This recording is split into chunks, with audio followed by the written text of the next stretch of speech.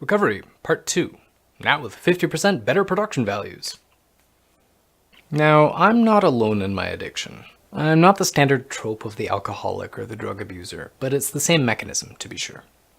Addiction presents differently in different people, but the mechanism is the same. It's a cycle that begins and ends with pain. Now, for some people, this is a simple, straightforward physical pain.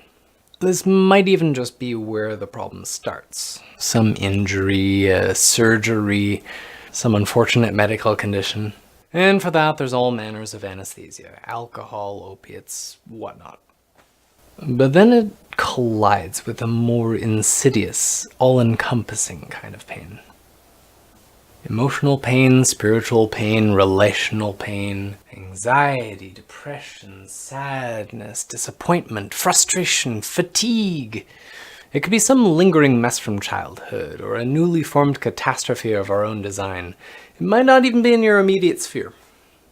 I mean, hell, the world's pretty shitty sometimes.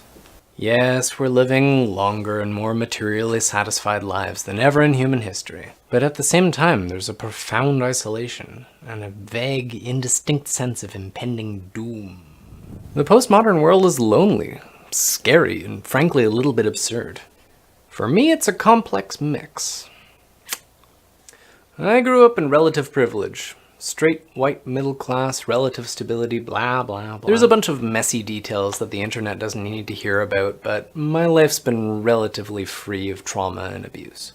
The deck was stacked in my favor.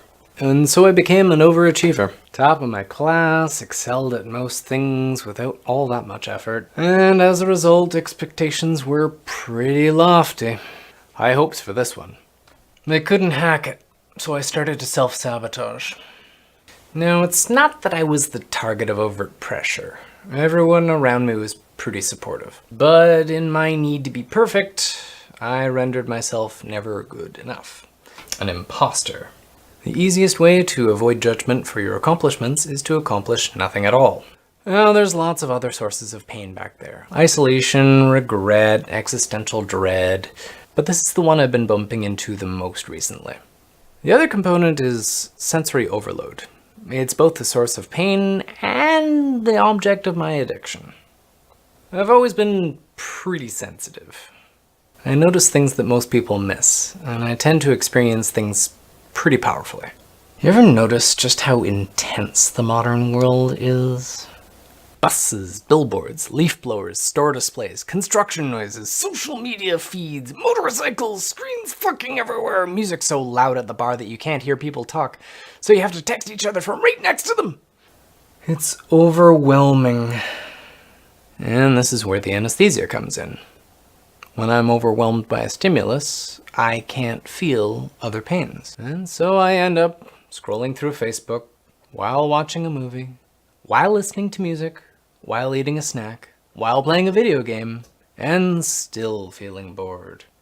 Or sitting down to work on a task and failing to accomplish anything for hours and hours because I keep multitasking. And since the human mind can't do that, it's just an endless stream of task switching. Switching. The easiest way to avoid feeling pain is to feel nothing at all. And then the consequences come knocking. It's 3 a.m. This paper is due at noon. If I write 1 page per hour, I can still meet the deadline. I should make another pot of coffee. Guilt, shame, regret. Wasted days make for wasted years. More pain, more distraction. On and on and on. It's a vicious cycle. Now, maybe you're feeling the same sort of thing. Fill in your blanks with your own pains and your own objects. It'd be easy if all it took to beat addiction was just not doing the things that you're addicted to. Just say no to drugs, kids. But it's not that simple. Take away one drug, you'll just want a different one. Now, I could become a Neo-Luddite, forsake tech, might help a little, but then I'd probably find something else. Or relapse, right quick. You can toss a booze hound in rehab. They'll detox, get clean, totally clear of their chemical dependence. But as soon as they're re-immersed in the shittiness of their life, they'll be right back off the wagon.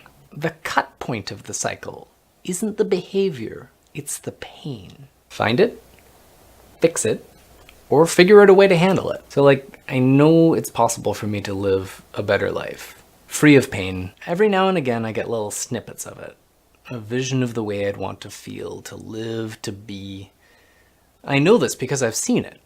Some of my friends, some of my family, they're recovering addicts. I've watched recovery happen. They got better. And I know I can recover too, if I want to. And I do.